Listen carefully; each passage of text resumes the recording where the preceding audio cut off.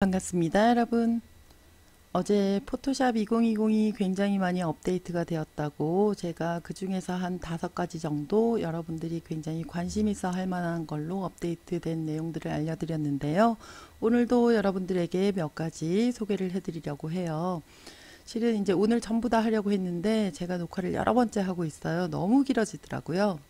너무 길어지기도 하고 제가 좀 버벅거리기도 하고 재채기도 하고 기침도 하고 이랬는데 찍고 나서 보니까 마이크를 안 켰더라고요. 그래서 다시 찍고 있습니다. 빨리 해서 올려드릴게요. 그리고 너무 길어지는 바람에 제 생각에는 아마 3탄까지 갈 것 같습니다. 오늘은 그 두 번째인데요. 굉장히 반가운 소식이에요. 기존에 포토샵을 굉장히 오래 쓰셨던 분들이라면 굉장히 반가운 소식이 트랜스폼 기능이 예전으로 돌아왔어요. 그래서 여러분들이 오브젝트를 컨트롤 T 눌러주시고 이제 쉬프트 키를 누르지 않고도 내가 원하는 대로 막 바꿀 수가 있어요. 그리고 내가 비율을 유지하고 싶으면 쉬프트 키를 누르고 하시면 됩니다. 너무 반가워졌죠? 네. 이 기능들이 2019 버전부터 사용하신 분들은 오히려 헷갈릴 수도 있는데요. 이전에 사용하셨던 분들은 이렇게 예전으로 돌아온 게 되게 반가울 거예요.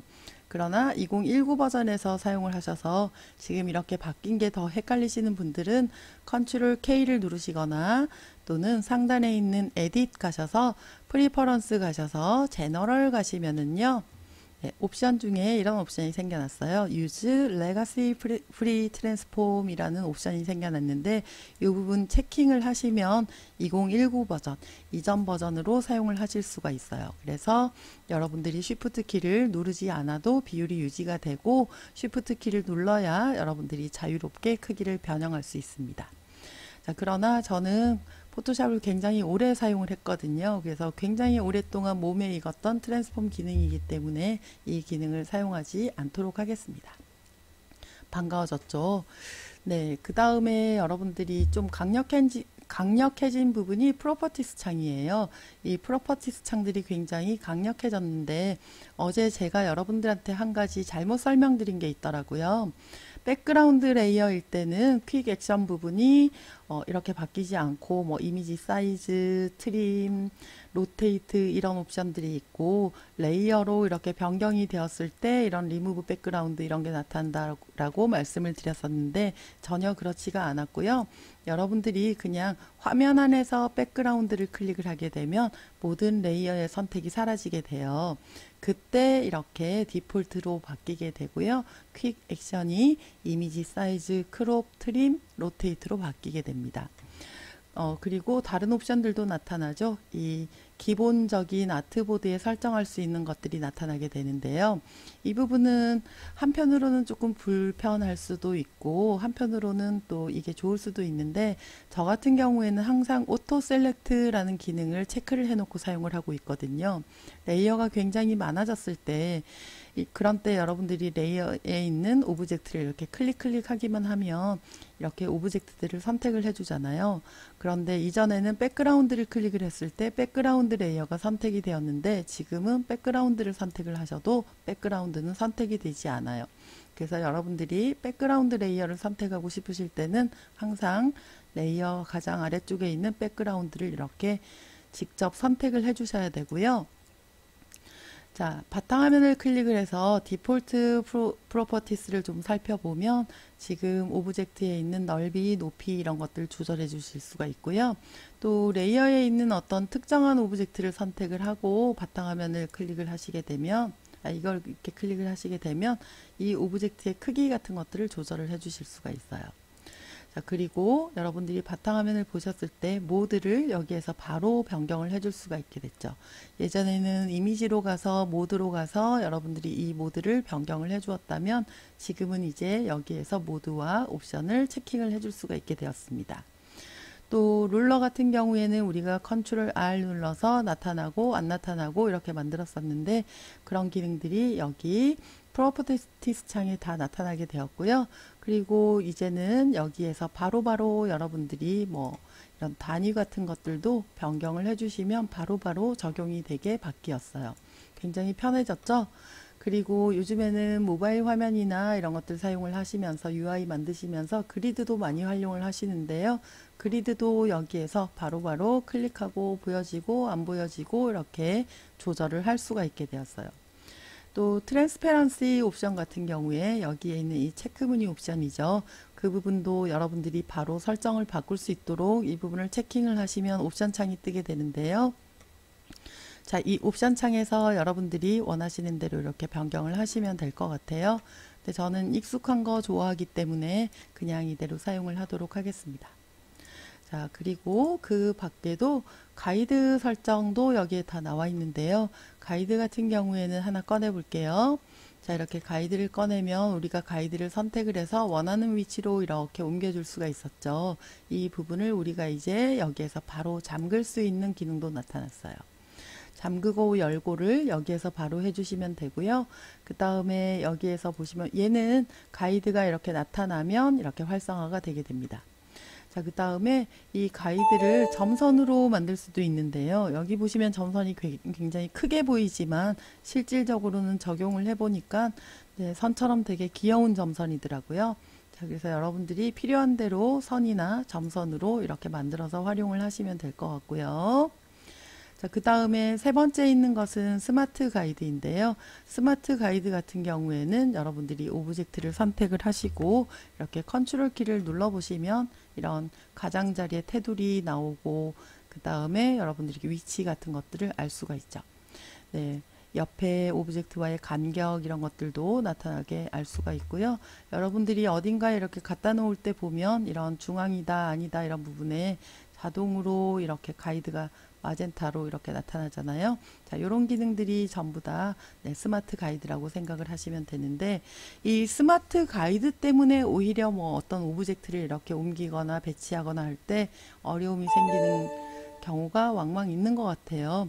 가이드에 맞춰져 가지고 이렇게 스냅핑이 되거나 해서 내가 원하는 위치를 제대로 이렇게 배치하기도 힘들 때가 있을 때도 있고 그래서 이런 부분들은 바로바로 좀 스냅핑이 내가 원하는 위치가 아니다 할 때 끄고 켜고 하시면 될 것 같아요. 자, 그리고 아래쪽에는 보시면은 이미지 사이즈도 바로바로 여기에서 조절을 할 수 있고요. 여기에 사실 저 같은 경우에는 캔버스 사이즈 기능이 들어왔으면 더 좋지 않았을까라고 생각을 하는데 네, 이미지 사이즈 기능이 들어와 있고 그 다음에 크롭 같은 경우에는 제가 크롭 툴 한번 보여드리려고 했는데 여기 크롭 기능이 있으니까 보여드릴게요. 사용 방법이나 이런 옵션들은 전혀 변한 게 없고요. 인터페이스 UI가 조금 바뀌었어요.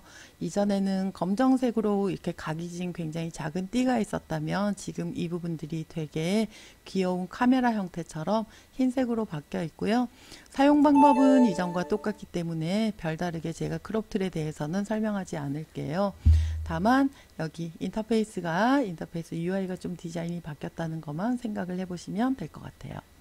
그리고 트림 기능 같은 경우에는 뭐 여러분들이 이렇게 투명 영역을 제외한 나머지 오브젝트들 이렇게 잘라낼 때 많이 사용을 하시잖아요. 이렇게 클릭하시게 되면 이렇게 잘리게 되고 자, 그 다음에 로테이트 같은 경우에는 여러분들이 이렇게 로테이트를 해주시면 뭐 90도 같은 경우에 뭐 이렇게 바로 반전이 되고 회전이 되고 하지만은 45도로 바뀌었을 때는 네, 내부의 가장 작은 영역이 아니라 얘가 45도로 이렇게 바뀌었다고 생각을 하면 이 뾰족한 부분들이 이 밖으로 이렇게 튀어나가겠죠.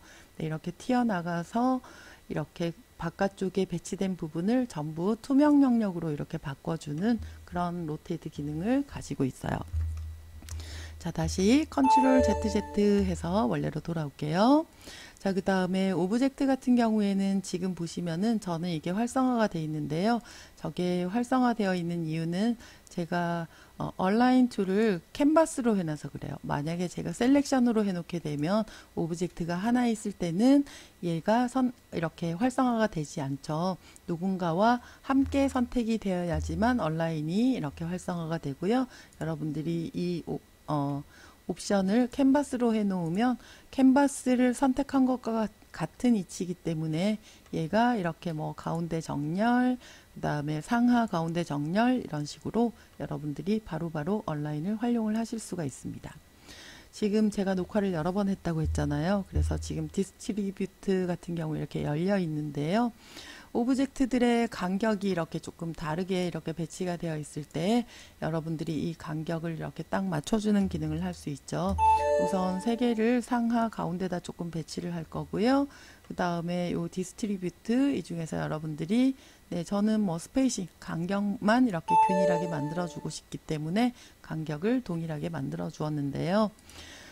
자, 이런 부분들은 여러분들이 여기 보시면은 더보기 버튼이 있어요. 지금 더보기가 열려 있는 상태고 요거 클릭하시면은 이렇게 닫히게 되는데 프로퍼티스 창에 굉장히 많은 패널들이 여러분들이 뭔가를 사용하실 때마다 이 프로퍼티스를 굉장히 제가 많이 설명을 하게 될 것 같아요. 패널들이 전부 다 막 여기 들어와 있어 가지고 이렇게 더보기를 누르게 되면 이 스크롤이 굉장히 길어지는 경우도 있거든요. 그런 경우에는 여러분들이 잘 사용하지 않는 부분의 더보기는 닫아두거나 또는 각 메뉴별로 이렇게 닫아놓고 사용을 하시면 될 것 같아요. 그리고 이제 제가 다음 이미지로 좀 넘어가려고 하는데요. 2020 이렇게 좀 써보니까 이번에 아이패드 포토샵 버전이 정식으로 이렇게 출시가 되었다고 하죠. 그래서 여러분들이 파일 세이브 이렇게 들어가서 보시면은 창이 두 개가 떠요. 그래서 여러분들이 클라우드에 도큐먼트를 저장을 하실 수도 있고 그 다음에 여러분들의 컴퓨터에 저장을 하실 수도 있는데 정식 버전을 사용을 하고 누군가 공유를 하거나 여러분들이 파일을 클라우드에 올려놓고 아이패드랑 이렇게 같이 공유해서 사용하고 싶으신 경우에는 이 부분을 선택을 해주시면 될 것 같아요. 근데 저는 지금 어도비에 로그인이 된 상태고 정품을 사용하고 있고 그래서 그런지 가상의 파일이 좀 저장이 되는 것 같아요. 지금 파일이 열려진 상태에서 제가 뭐 이런저런 변화를 좀 주었잖아요. 그래서 다음 그 이미지로 넘어갈 때 얘를 저장하는 시간이 조금 걸리는 것 같아요. 클라우드에 저장을 하고 있기 때문에 이렇게 시간이 조금 걸리고 넘어가게 됩니다. 근데 한번 이렇게 저장이 되고 난 다음에는 이전처럼 이렇게 빨리 이렇게 움직여져요. 근데 제가 사용을 하다가 처음에 이걸 모르고 왜 이렇게 오래 걸리지? 컴퓨터 이번에 2020 버전이 굉장히 무거워졌나? 이런 생각도 했었거든요. 근데 이거는 제 추측이에요. 정확한 건 아니고 아마도 그런 이유 때문에 여러분들이 어떤 파일들을 사용을 하고 이렇게 옮겨질 때 시간이 조금 로딩이 걸리는 것 같아요. 이번에도 트랜스폼 툴 사용을 할 텐데요. 트랜스폼 툴 좀 전에 했잖아요. 그죠? 그런데 여기에서 워프 기능 좀 사용을 할게요.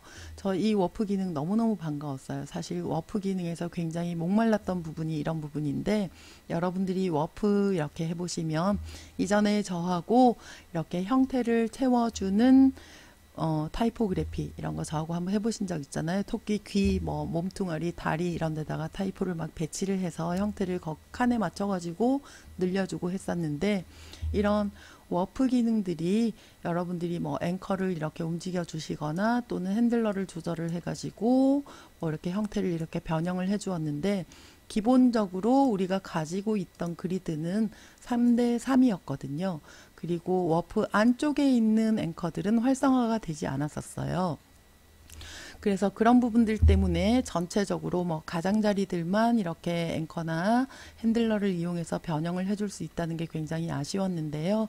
지금은 그리드가 굉장히 많이 촘촘하게 이렇게 생성이 돼서 여러분들이 굉장히 뭐 이런 좀 더 운동을 많이 한 사람처럼 보이고 싶게 하다든지 아니면은 뭐 종아리를 조금 가늘게 보이고 싶게 하다든지 뭐 이런 부분들 굉장히 섬세하게 조절이 가능한 것 같아요. 여러분들 막 몸매 보정 이런 거 많이 해보셨잖아요. 그런 거 할 때 우리 필터 가가지고 리퀴파이 기능 많이 사용을 했었는데 이제는 이렇게 워프가 섬세해졌기 때문에 워프를 통해서 뭐 이렇게 배를 갖다가 쏙 집어넣는다든지 하는 기능도 가능하고요. 그래서 워프를 가지고 뭔가 예제를 많이 만들어 보고 싶다라는 생각이 많이 들더라고요. 자, 여기에서 우리가 되돌리기 이렇게 눌러주면 다시 디폴트로 돌아가게 됩니다. 그리고 그리드의 개수는 우리가 커스텀 눌러가지고 원하는 대로 생성을 하실 수가 있어요. 굉장히 많이 꼼꼼하게 작업을 하겠다 하면 컬럼이나 로우를 굉장히 많이 만드시면 되겠죠. 그리고 또 어떤 기능이 생겨났냐면은 스플릿 우리가 구분을 해줄 수도 있어요. 그래서 이렇게 세로 방향으로 클릭해 주시면 세로 방향으로 이렇게 그리드가 생겨나게 되고요. 그 다음에 가로 방향으로 이렇게 해주시면 가로 방향으로 내가 원하는 위치에다가 배치를 해줄 수도 있어요. 그리고 가로 세로 방향으로 같이 이렇게 여러분들이 원하는 지점을 클릭을 해서 계속해서 추가해서 만들어 줄 수도 있고요. 그 다음에 그리드를 아예 생성을 해 놓은 상태에서 내가 원하는 부분에다가 조금 더 정교한 작업을 하기 위해서 추가로 이렇게 생성을 해주는 것도 가능합니다. 그래서 굉장히 여러분들이 많은 분할들을 이렇게 만들어 줄 수가 있는데요. 여기에서 좋은 점은 이렇게 가운데에 앵커들이 생겨났다는 거죠. 그래서 여러분들이 앵커를 Shift 키를 누르고 여러 개를 이렇게 선택을 하실 수도 있어요. Shift 키를 누르고 여러분들이 여러 개의 앵커들을 이렇게 선택을 하실 수가 있는데, 이렇게 두 개의 앵커를 이렇게 움직여 주거나 키우거나 또는 안쪽에서 여러분들이 여러 방향으로 이렇게 비틀기 하는 것들이 가능하죠. 자, 이 부분도요, 또 어떤 부분이 있냐면은 여러분들이 요거 조금 주의해 주시면 좋을 것 같은데요. 자, 요거 한 5개에서 5개로 만들어 볼게요. 네, 그리드를 5개에서 5개로 만들었는데, 여기 보시면은 이 부분은 지금 검정색 영역 안에 있잖아요. 여기도 그런 것 같은데, 자, 여러분들이 이렇게 앵커를 클릭을 하게 되면 이렇게 검정색으로 바뀌게 되는데요. 자, 검정색 배경인 경우에는 검정색으로 바뀌지 않고 이렇게 흰색 영역으로 좀 남아 있어요. 이런 부분 조금 주의하시면 될 것 같고, 그 다음에 Shift 키를 누른 상태로 이렇게 드래그를 하시게 되면 여러분들이 이렇게 드래그한 영역의 앵커들을 한꺼번에 선택을 하실 수도 있어요. 그래서 이 안에서 여러분들이 이렇게 움직이거나 한 번에 이렇게 움직이거나 해줄 수도 있고요. 그 다음에 선택된 앵커 바깥쪽에 보면 이렇게 테두리가 있잖아요. 이거 트랜스폼 박스처럼 사용이 되거든요. 그래서 여러분들이 얼굴을 굉장히 작게, 굉장히 크게 이렇게 바꿔줄 수도 있는데, 되게 재미난 기능은 여기에서 이렇게 회전도 가능해요. 그래서 굉장히 액티브한 화면들을 잘 만들어낼 수 있을 것 같은 것이 워프 기능인 것 같아요. 이런 것들을 통해서 재미있는 예제들을 굉장히 많이 만들어 보고 싶은데, 빨리 제가 또 이제 업데이트된 내용 정리해서 바로바로 올려드리도록 할게요. 자, 오늘은 저하고 트랜스폼 기능하고 워프 기능에 대해서 좀 알아보았고요. 그 다음에 프로퍼티스의 디폴트 기능 이런 거 알아보았는데, 역시나 제가 지금 이렇게 옮겨가면 시간이 조금 걸릴 거예요. 왜냐하면 제가 아까 예측했던 게 아마 맞을 것 같은데요. 클라우드에 이렇게 저장이 되고 있는 것 같아요.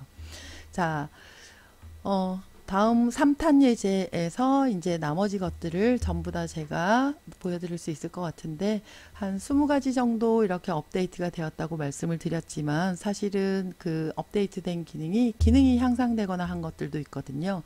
그런 것들 같은 경우에는 제가 모두 설명드리기는 힘들 것 같아요. 역시나 아이패드와 공유하고 하는 기능 같은 경우에도 전 아이패드가 없어가지고 여러분들한테 설명드리기 어려울 것 같거든요. 자, 강의 끝내기 전에 하나만 더 볼까요? 자, 여기 오브젝트를 보시면은 좌우 반전 이런 거 가능해요. 네, 상하 반전 이런 것도 가능하고, 여기에서 바로바로 되니까 되게 재밌을 것 같아요. 그죠? 자, 나머지 거 빨리빨리 만들어 가지고 올려드릴게요. 제가 왜 이렇게 마음이 급하죠? 네, 그러면 3탄 기다려 주세요.